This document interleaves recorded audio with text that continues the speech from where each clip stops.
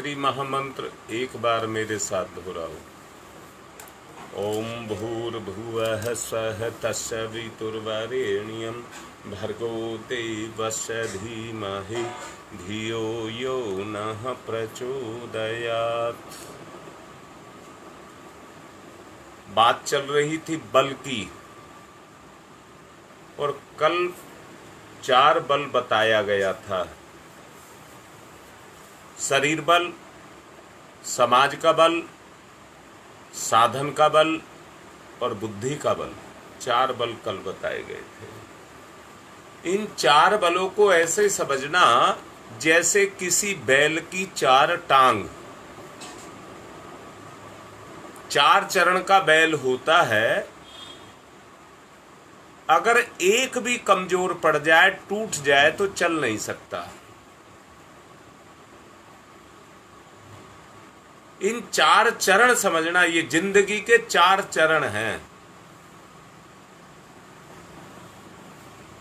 अब मैंने कहा, पहले कहा शरीर बल,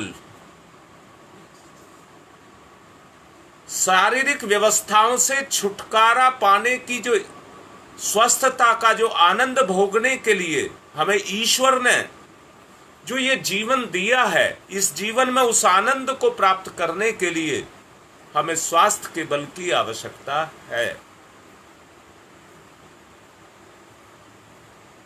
वो व्यक्ति जिसके पास में पहली स्थिति में शरीर बल ही नहीं है, शरीर में क्षमता ही नहीं है, वो कैसे सारी सुविधाओं को पा सकता है, सारे सुखों को पा सकता है। मैं ये कहता हूं,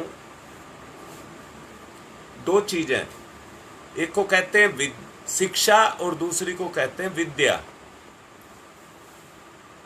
आवश्यक शिक्षा नहीं है। आप देखिए ना, कबीर हुए, तुलसी हुए, दादू हुए, रैदास हुए, या अंत में कहूं परम पूज्य गुरुदेव हुए, कितने पढ़े लिखे थे। ऐसे भी थे जो निरक्षर थे, जिन्होंने कहा कलम दबात हाथ नहीं गया, हाथ में नहीं लगाया उनको, परंतु वो लिख दिया कि सारे समुद्र की मसी करूं, कागज सब पृथ्वी को कागज बना लूं और सारे पेड़ों की कलम बना लूं और उसके गुणों को लिखा जाए तो भी छोटा पड़ेगा। यानी कि उन्होंने कलम नहीं उठाई हाथ में, यानी कि पढ़े लिखे नहीं थे, निरक्षर थे, परंतु सारा ज्ञान निचोड़ करके उन्होंने कहा कुछ प्रभु की महिमा इतनी अपरंपार है कि जिसको शब्दों में उसका वर्णन नहीं किया जा सकता। और जितने भी महापुरुष हुए हैं उन सब ने एक ही कहा है, नेति नेति नेति, यानी कि उसका कोई अंत नहीं है। पर मैं जैसा अभी शुरू में कह रहा था कि विद्या अगर प्राप्त करनी है तो शिक्षा की आवश्यकता पड़ेगी ही पड़ेगी, हम जैसे सामान्य आदमी के लिए।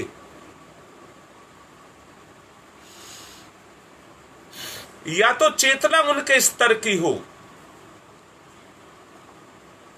नहीं है तो उस गूढ़ ज्ञान को अगर आपको प्राप्त करना है तो सबसे पहले शिक्षा का, यानी कि अक्षर ज्ञान आपको होना चाहिए, तभी आप वेद मंत्रों को, उनकी जानकारी को ले सकते हैं। परंतु साथ में आवश्यकता यह है कि आपकी सद्बुद्धि भी काम करती हो, उस तत्व को पकड़ती हो। जैसे शरीर भोजन को खाकर के स्वस्थ होता है, पर मैं एक बात कहूंगा, ऐसे व्यक्ति नहीं होते जो शरीर से हट्टे कट्टे खूब ताकतवर होते हैं, परंतु जवानी में ही वो बूढ़े होते हैं। क्यों होते हैं?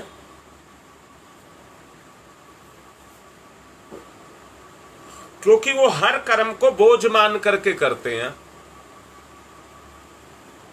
कर्म के प्रति उनकी रुचि नहीं होती, वो उसको अपनी जिम्मेदारी नहीं मानते। जिस कर्म को करते हैं उसको बोझ मान करके करते हैं, तो वो बल जो उनके अंदर आना चाहिए वो बल पैदा नहीं होता।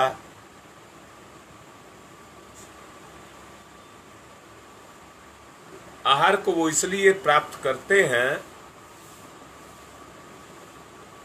कि शरीर की जो भूख है वो पूर्ण हो, शरीर की भूख पूर्ण हो, इसलिए वो तृप्त हो, इसलिए वो भोजन करते हैं। परंतु विकृत स्थिति तो ये है कि जब आया मन चाहा, जैसा मिला, अपनी केवल इंद्रिय भोग के लिए उस भोजन को करते हैं।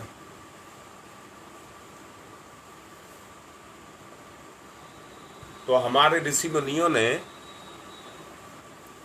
इसके ऊपर अनुबंध लगा दिए, बंधन लगा दिए।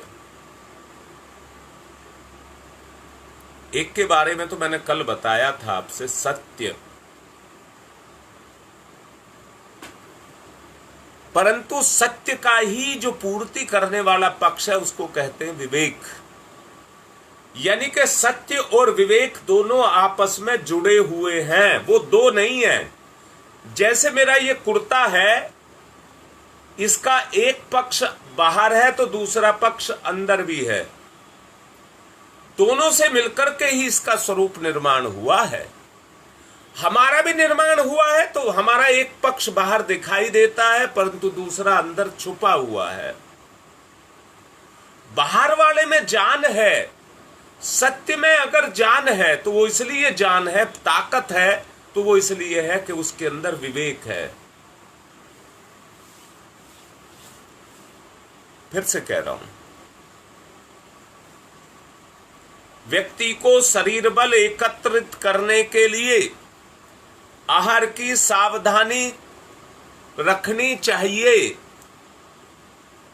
दूसरा, रहन सहन में विवेकशीलता का प्रयोग करना चाहिए। तीसरा, शक्तियों को उचित मात्रा में खर्च करना ही चाहिए। यहां मैं रोक रहा हूं, जो मैंने अभी कहा, शारीरिक बल तो है परंतु उसको खर्च नहीं करना चाहते, काम नहीं करना चाहते, निकम्मापन आकर के, निष्क्रियता आकर के उसके ऊपर छा गई है। तो बल बढ़ेगा कैसे? कमजोर होता चला जाएगा, कमजोर होता हुआ चला जाएगा। अगर बल को बढ़ाना है तो मैंने कहा है, शक्ति को उचित मात्रा में आपको खर्च करना पड़ेगा। यहां मैंने ये भी नहीं कहा गधे की तरह से सुबह से शाम तक बोझा ढोना है, ना ना, भगवान ने इसको विवेक दिया है। सत्कर्म तभी करेगा जब वे विवेक का सहारा लेगा, और विवेक के द्वारा जो शक्ति मिलेगी उसे उचित मात्रा में खर्च करेगा ही करेगा। तो चौथा बिंदु है उसका मानसिक संतुलन। अगर वो इस तरह से खर्च करेगा तो आप जानते होंगे, सत्कर्म करने, सत्य कर्म करने के बाद व्यक्ति को धन दौलत मिलता है, नहीं मिलता है, पर आत्मा को शांति मिलती है। पुण्य कर्म, परमार्थ का कर्म करने से व्यक्ति को आत्मिक शांति मिलती है।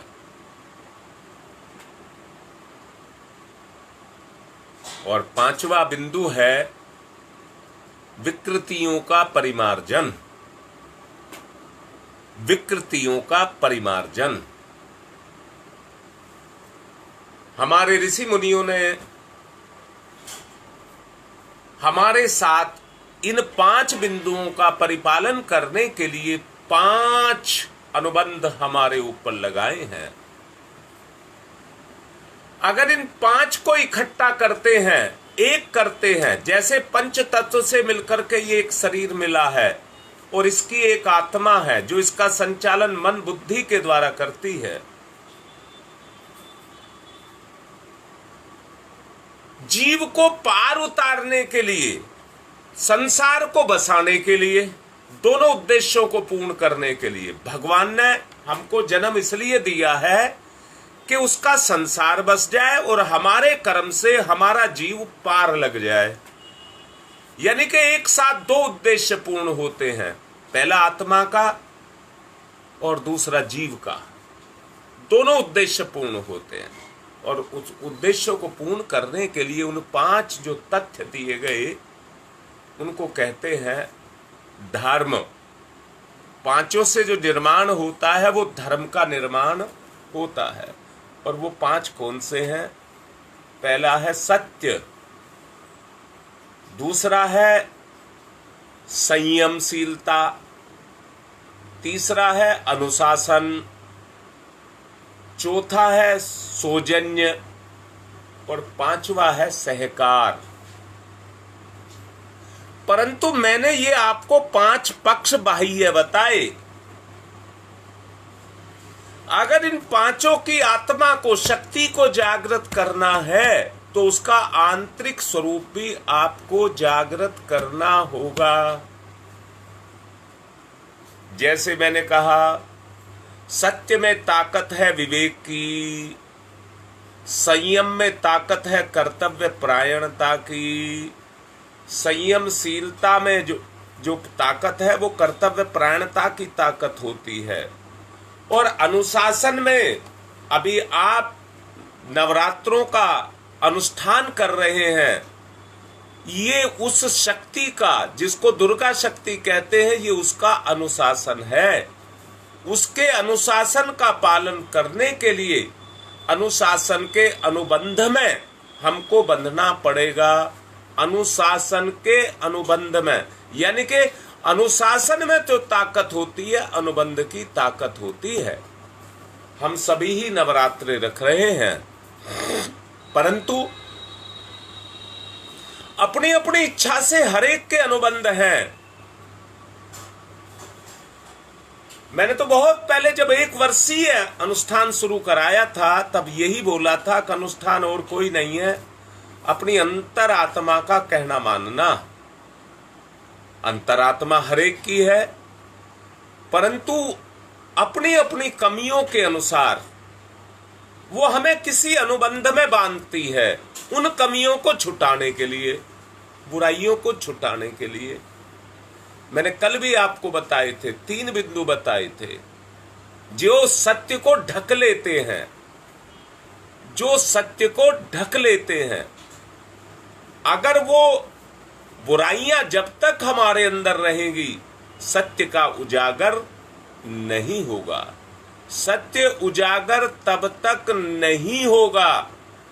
इसलिए कल समझाया गया था, उन आवरणों को हमको हटाना पड़ेगा।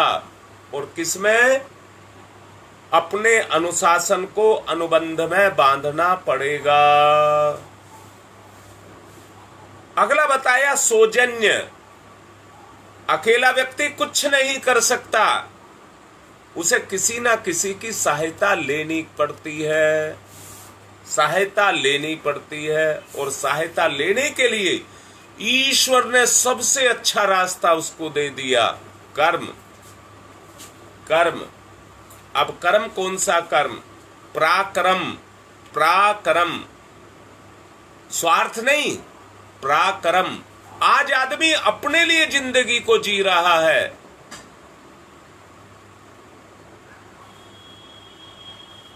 सबके लिए नहीं, समाज के लिए नहीं, समाज के लिए नहीं, अपने लिए जिंदगी को जी रहा है।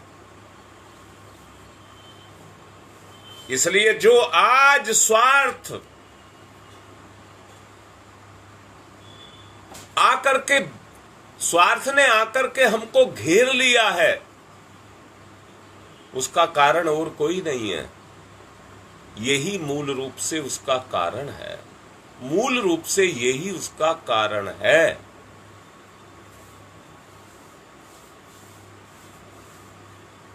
सोचो, बड़े अच्छे से सोचो। जिंदगी तो हम सब जी रहे हैं। सुबेरे उठते के साथ ही ये करेंगे, ये करेंगे, ये करेंगे, सबका संकल्प अपने अंदर काम करता है, अनुबंध अपने अंदर काम करता है, परंतु उसके पीछे हमारा स्वार्थ लगा होता है। कहां हम सोचते हैं कि किसी का भला करेंगे।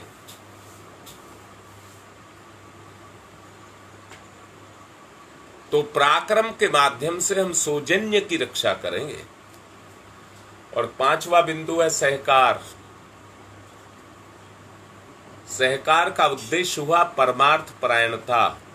परमार्थ परायणता अर्थात सब मिलकर के उस काम को करेंगे, सब मिलकर के उस काम को करेंगे, सम्मिलित इकाई के रूप में काम को करेंगे। अकेला व्यक्ति काम करता है तो काम से बोझ बढ़ता है, उसको काम बोझ लगता है, और उसी काम को सब मिलकर के करते हैं तो उसकी उमंगें जगती हैं, उसका उत्साह जगता है। आप लोगों ने देखा होगा जब जब हमने 108 कुंडीय यज्ञ किए, सामूहिक प्रोग्राम किए, तो उस काम में हम मेहनत कितनी करते रहे हैं और कितना मन हमारा उस काम में लगता है। इसी को कहते हैं सहकार। काहे के लिए किया जाए? पराक्रम के लिए किया जाए, पराक्रम के लिए सहकार किया जाए। अब फिर से अपने लौट करके अपने मूल बिंदु पर आते हैं। सबसे पहला कहा शरीर बल। उस बल को अगर हम अपने अंदर क्रियाशील करना चाहते हैं, ईश्वर ने सबको दिया है, पर आज के समय पर स्थिति ये पैदा हो गई, हर आदमी को अपना किया हुआ बहुत बड़ा लगता है और दूसरे का किया हुआ बिल्कुल बेकार लगता है। मैंने बहुत सारा किया है, मैंने पता नहीं कितना कितना किया है, दूसरे ने क्या किया है उसकी उपेक्षा करता है।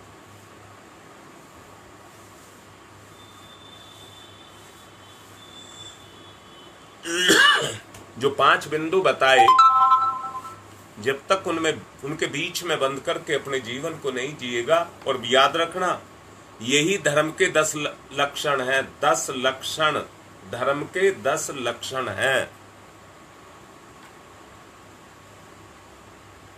जब आदमी आहार की सावधानी रखेगा, उसका फायदा क्या होगा? उसको खुल करके भूख लगेगी। भूख से कम खाना,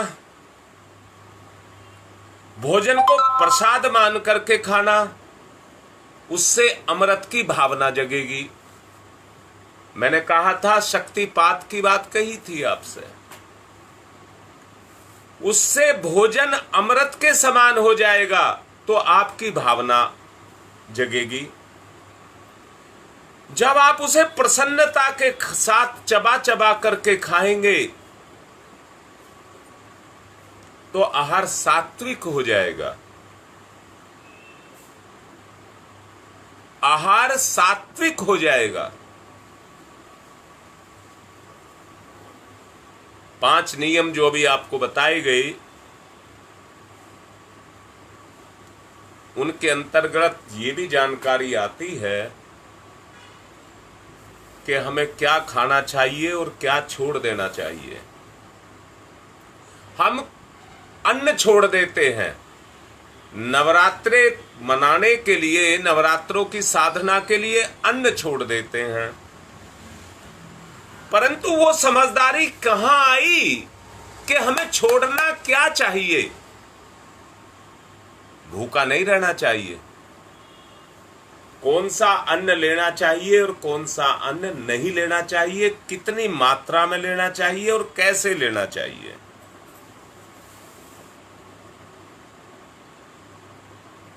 इस संबंध में बड़े बड़े ग्रंथ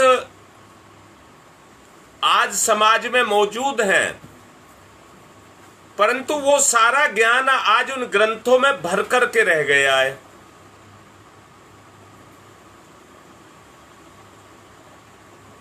क्योंकि इंद्रिय असंयम, स्वार्थ की भावना व्यक्ति की जग चुकी है। अब ऐसे में बताओ, जहां अंदर से व्यक्ति इस स्तर पर विकृत हो चुका है,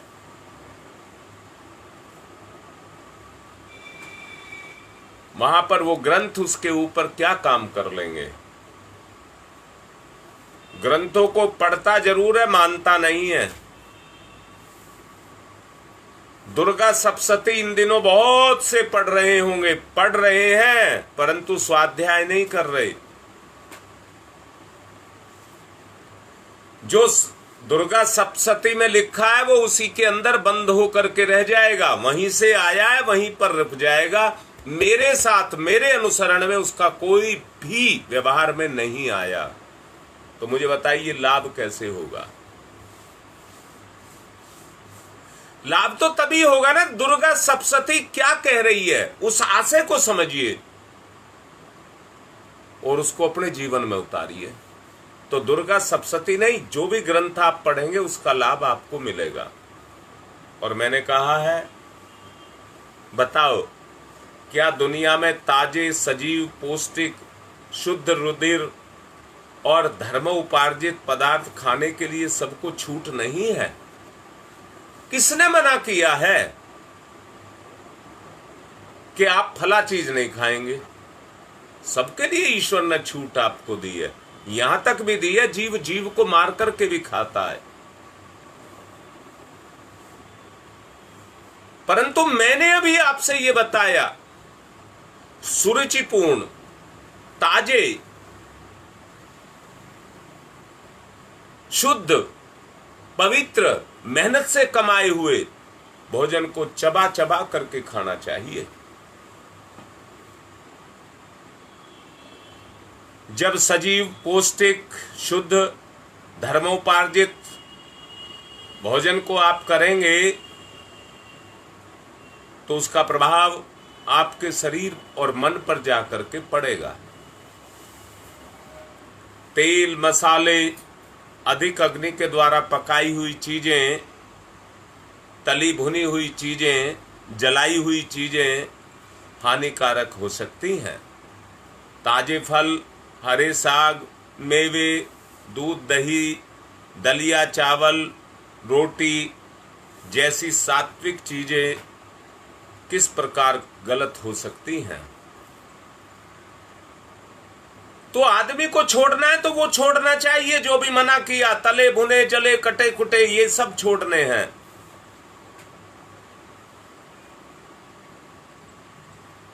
नवरात्रे आ गए तो भूख लगनी बंद नहीं हो गई है।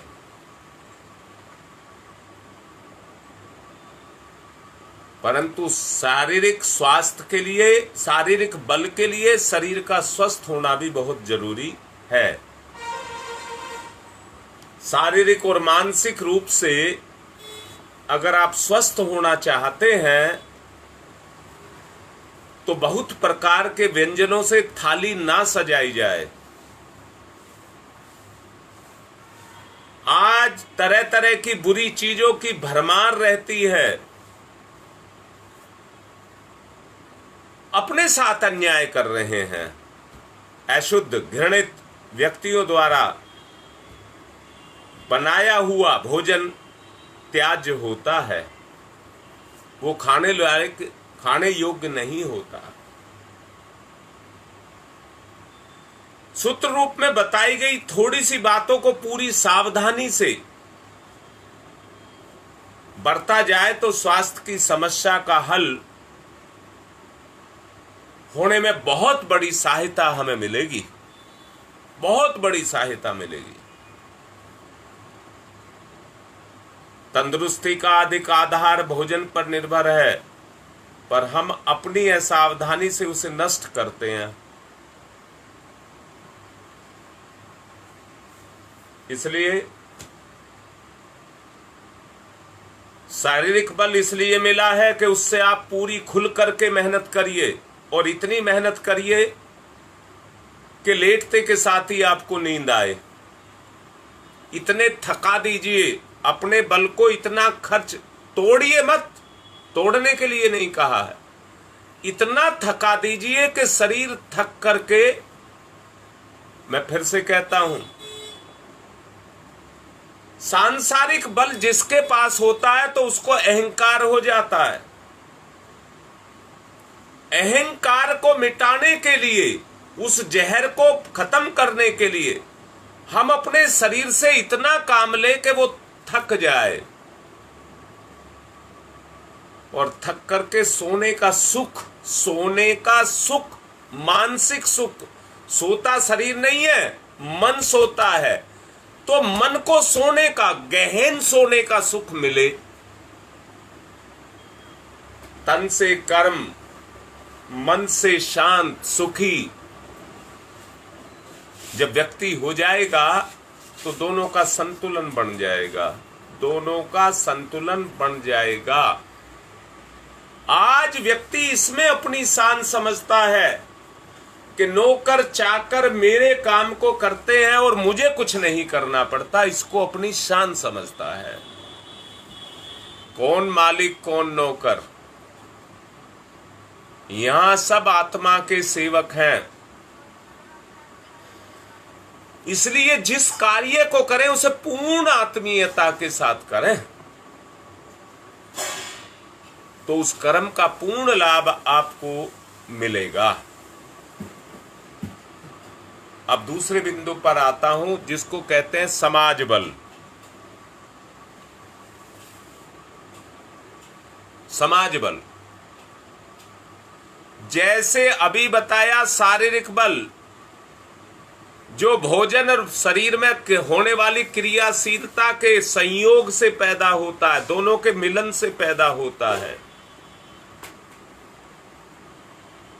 ऐसी समाज बल भी समाज में सहयोग की भावना को रख करके मिलता है। दूसरे व्यक्तियों के साथ असहयोग, विरोध और आक्रमण करने से होने वाले कष्ट, उसके मुकाबले सहयोग, सम्मिलित और सहायता द्वारा जो प्राप्त होते हैं परिणाम, फल, उनके लाभ हमारी मन स्थिति और सामाजिक स्थिति के संतुलन को बनाते हैं।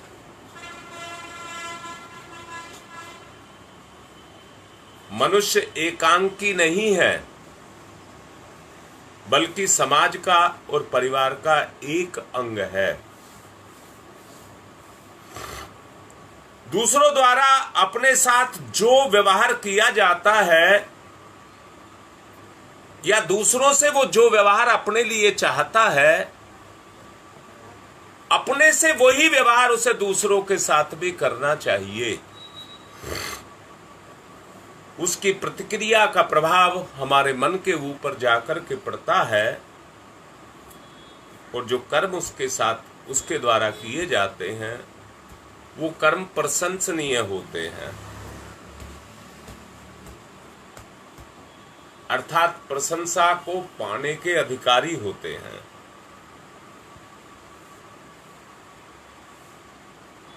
समर्थन और सहयोग से अगर व्यक्ति का आचरण ढलने लग जाए तो छोटे से छोटा व्यक्ति भी आगे बढ़ जाएगा और अल्प साधन होते हुए भी उसे असीम सुख और संतोष की प्राप्ति होगी, अनुभूति होगी।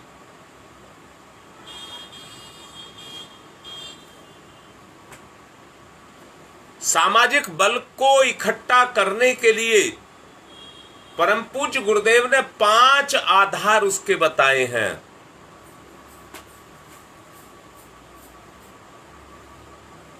पहला आधार है मधुर भाषण। सामाजिक बल पैदा करने के लिए पहला आधार है मधुर भाषण। दूसरा है अंदर से सेवा भाव। अगर उस कर्म के अंदर ये आ गया मैं तो बहुत बड़ा व्यक्ति हूं तो छोटा काम कैसे करूं, तो सेवा भाव नहीं आएगा।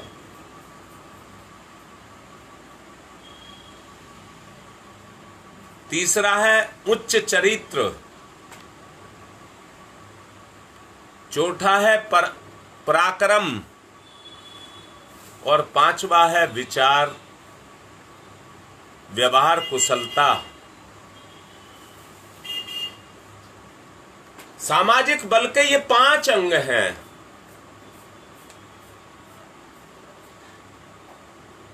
जिसके पास ये 5 अंग क्रियाशील, जिसकी चेतना पर होते हैं, वो व्यक्ति सामाजिक व्यक्ति कहलाता है। मैं पूछ रहा हूं, विनम्रता, विनयशीलता, शिष्टाचार, मधुर भाषण, मधुर व्यवहार, ये कौन नहीं चाहता है। दुश्मन व्यक्ति भी, विरोधी व्यक्ति भी इसको पाकर के सहयोगी हो जाता है।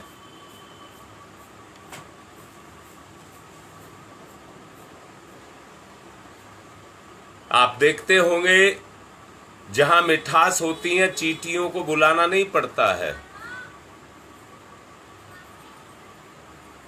जहां पुष्प होते हैं मधुमक्खियों को बुलाना नहीं पड़ता है, अपने आप आकर के जमा हो जाते हैं। देख लीजिए, जिसे मधुर व्यवहार करना, मीठा बोलना आता हो, उसे दूसरों की भावनाओं का,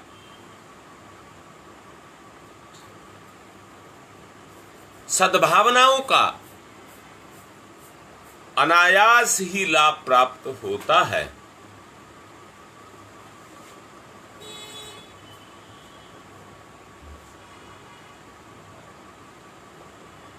जो दूसरों को सेवा का अवसर देता है या दूसरों की सेवा करता है, उसे अपने लिए सेवा भाव प्रस्तुत करने वालों की कमी नहीं रहती है। उपकार, भलाई, एहसान करके दूसरों के हृदय को जीत लेना, जिसका हृदय जीत लिया वही सच्चा आपका अनुचर बन जाएगा। अनुसरण करने वाला, अनुचर माने अनुसरण करने वाला, आपके बताए रास्ते पर खुद अपने आप को चलाने वाला। उच्च चरित्र, सदाचार, व्यक्ति के जीवन की पवित्रता, निस्वार्थता, त्याग, परायणता और खरा व्यक्तित्व मनुष्य की ऐसी विभूतियां हैं जिनके सामने विरोधी से विरोधी व्यक्ति टिक नहीं सकता, कोई हथियार लेकर के भी उसका मुकाबला नहीं कर सकता। शत्रुओं को अगर मार भगाना है, उनका दमन करना है, उनके वचनों में एक ऐसे बल को पैदा करना पड़ेगा जिसे मानने के लिए दुराग्रही को भी विवश होना पड़े।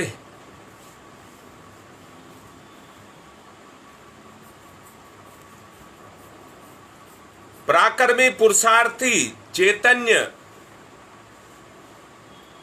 उद्योगी, क्रियाशील स्वभाव का व्यक्ति पग पग पर सफलताओं को प्राप्त करता है।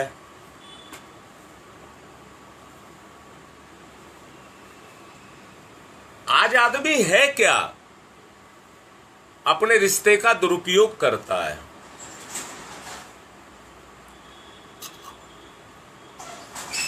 अपने रास्ते का, अपने रिश्ते का दुरुपयोग करता है।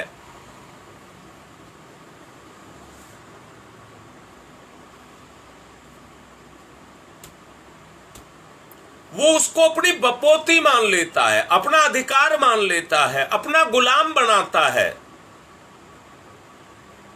कल कोनिया क्षेत्र से एक बिटिया मेरे से बात कर रही थी। पति पत्नी के बीच में वैचारिक संतुलन नहीं है। लड़की बड़ी भावनाशील है, छोटी सी हमसे जुड़ी थी, छोटी सी ही हमसे जुड़ी थी और इतनी भावनाशील है कि कल मेरे से कह रही थी, गुरुजी मुझे कुछ नहीं चाहिए, किसी से कुछ नहीं चाहिए, दो मीठे वचन मेरे से कोई पूछ ले,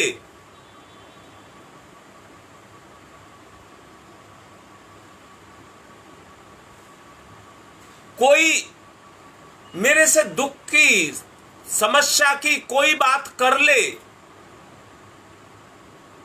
तो उसको मैं अपना सब कुछ देने के लिए तैयार हूं। अपने पति के लिए कह रही थी। अब मैं कह रहा हूं ईश्वर प्रदत्त उनका रिश्ता है, ईश्वर प्रदत्त उनका रिश्ता है। वो रिश्ते की गरिमा को नहीं समझने। मैं इसलिए नहीं कह रहा हूं कि बिटिया मेरे साथ जुड़ी थी। हां, इतना है कि उसको संस्कार मेरे द्वारा दिए गए थे। शब्द मैं लगाना नहीं चाहता यह मेरे द्वारा, परंतु उसको वो संस्कार मेरे द्वारा दिए गए थे। पति के रूप में जो बेटा उसको मिला, दोनों की पटरी मैच नहीं खाई। मैं पूछता हूं, ब्राह्मण का और कसाई का क्या मेल है?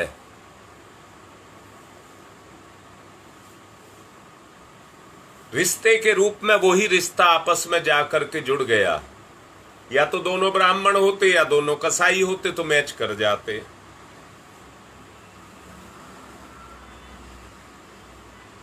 अब लड़की कह रही है मुझे कुछ नहीं चाहिए, दो मीठे शब्द जो मेरी भावना को कचोट दें, दो मीठे शब्द अगर मेरा पति मेरे से बोल ले तो मैं उसकी होकर के रहूं। परंतु स्वार्थी को मैं बर्दाश्त नहीं कर पाती। मिठास की बात आपसे कर रहा हूं।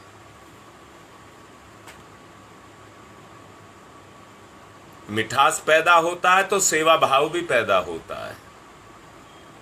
अंतरात्मा बोलती है कि ये मेरा पति है या मेरी पत्नी है, मुझे इसका करना चाहिए। और सेवा भाव अगर पैदा होता तो चरित्र भी ऊंचा होता है, क्योंकि चिंतन ऊंचा होता है, फिर स्वार्थ भाव नहीं आता।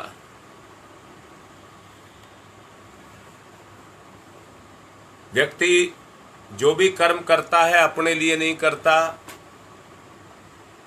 दूसरों को बसाने के लिए करता है, किसी को उजाड़ने के लिए नहीं करता है। इन चारों का प्रभाव जाकर के जब व्यक्ति के चिंतन पर पड़ता है और समाज में साकार रूप से पड़ता है तो ऐसा व्यक्ति समाज का एक अंग हो जाता है। और अंग होने के बाद समाज उसके ऊपर टिकता है, उसके ऊपर समाज टिकता है, उसको नेतृत्व के रूप में खड़ा करता है।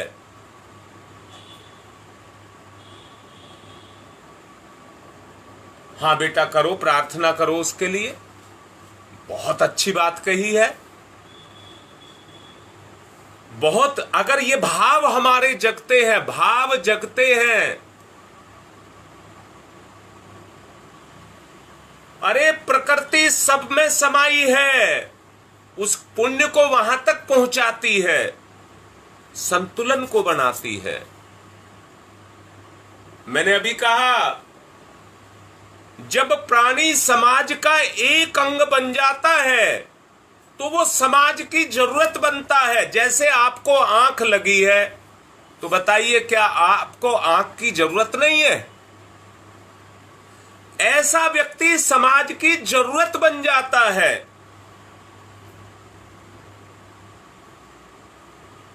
हमारे शरीर में बहुत सारे अंग हैं, कान भी है, आंख भी है, नाक भी है, मुंह भी है, और कितने सारे अंदर छुपे हुए हैं।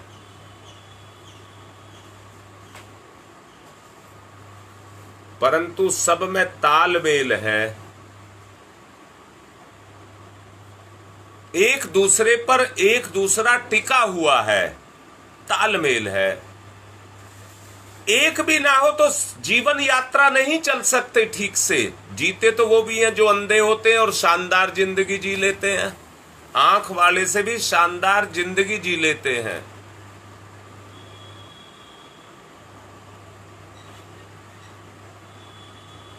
परंतु वो तालमेल तो बने, दोनों के बीच में तालमेल, अंगों के बीच में जिस तरह से तालमेल होता है। आंख फूट गई तो दूसरी चार इंद्रियां उसके काम को अपने ऊपर ले लेती हैं। वो तो नहीं कर पाती जो आंख करती है, परंतु उसकी पूर्ति तो करती हैं। ऐसे ही व्यक्ति भी समाज का पूरक है। हर व्यक्ति का समाज में एक स्थान है। कोई व्यक्ति किसी के ऊपर बोझ नहीं है। सबको परमात्मा ने जीवन दिया है, पूर्ति भी परमात्मा ही करता है। परंतु जो भी उदाहरण दिया गया बिटिया का, आज जीवन बोझ हो रहा है। पति कह रहा है मैं रखना नहीं चाहता, मन भर गया उसका, क्योंकि इंद्रिय भोग पर उसका जीवन टिका है, भाव संवेदना पर जीवन नहीं टिका है। इसलिए समाज में जो आज रिश्ते दूषित होते चले जा रहे हैं, जहर बनते चले जा रहे हैं, कलह का केंद्र बनते चले जा रहे हैं, उसका और कोई कारण नहीं है। यही कारण है, सामाजिक बल तो उनको तब मिलेगा जब उनके अंदर आत्मिक बल पैदा हो जाएगा।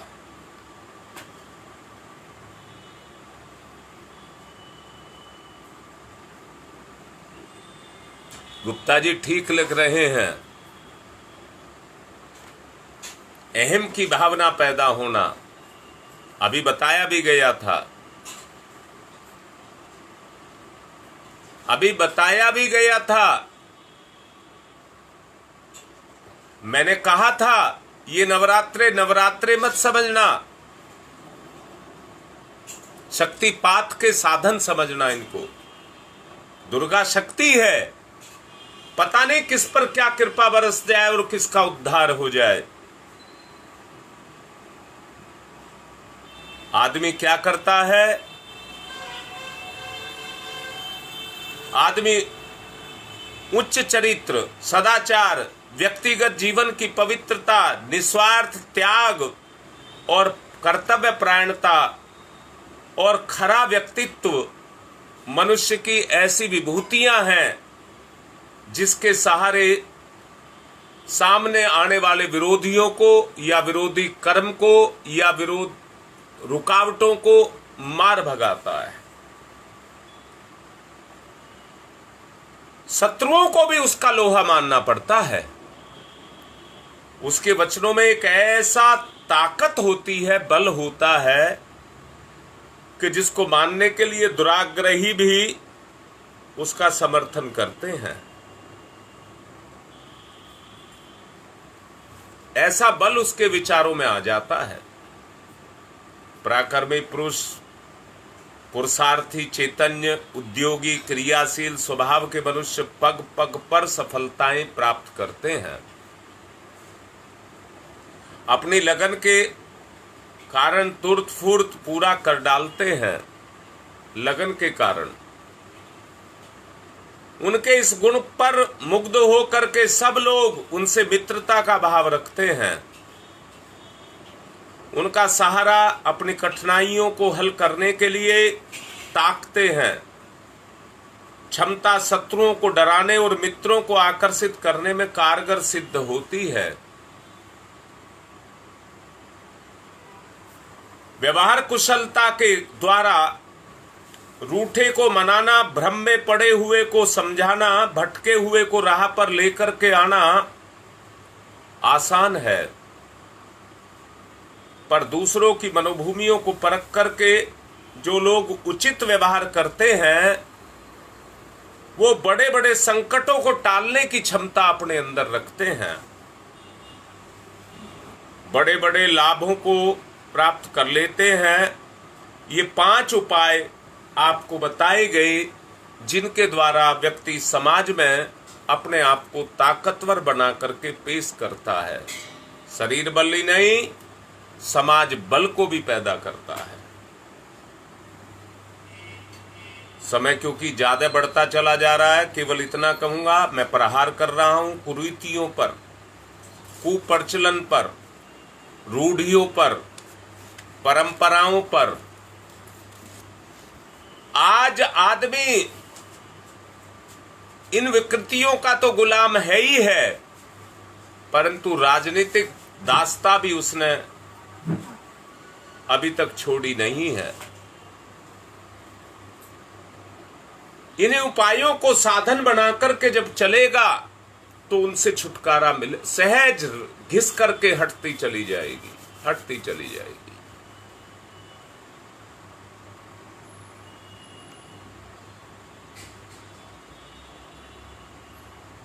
लाइन पर है इस समय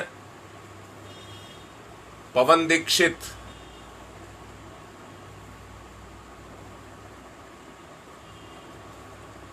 कल उन्होंने बहुत बढ़िया फिल्टर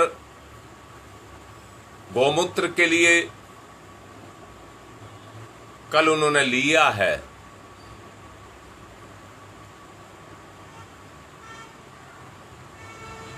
कुछ ना कुछ काम 1 से 2 दिन में रविवार तक शुरू हो जाएगा। जो दवाई बनाने का काम है रविवार तक शुरू हो जाएगा। भरसक प्रयास करेंगे।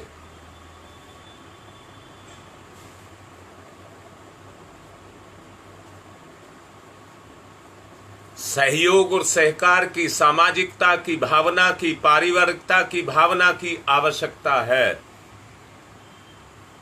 सब एक बन करके रहिए। भेद स्वार्थ के कारण पैदा होता है, उसको मिटाइए। जनहित के लिए, जन कल्याण के लिए जो कर सकते हैं वो ही परमार्थ है, वो ही आपके काम आएगा।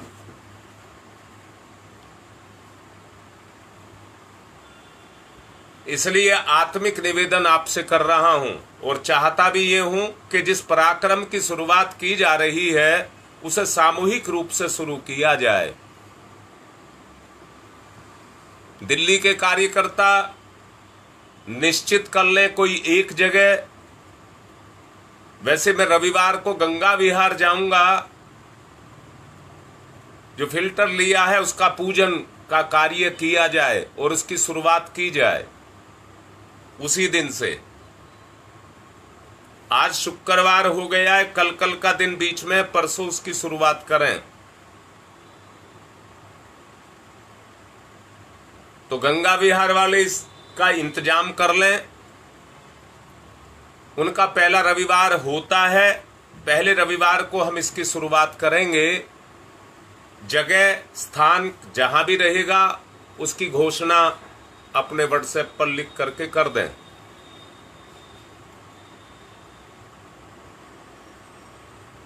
बाकी बातें कल। आज की बात यहीं पर संपन्न। ओम शांति ही शांति ही शांति।